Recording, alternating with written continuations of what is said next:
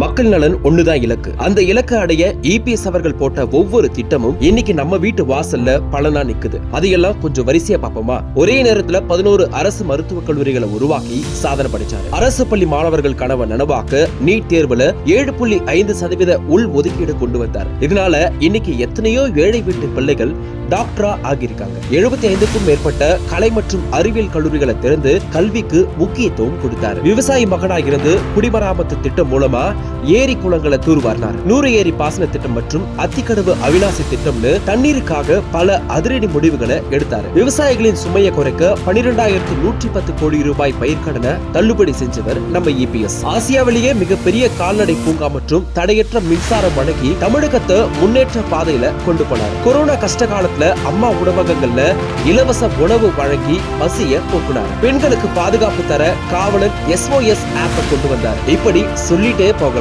மக்களுக்காகவே உழைச்ச நம்ம இபிஎஸ் அவர்களுக்கு உங்க வாக்குகளை செலுத்துங்க.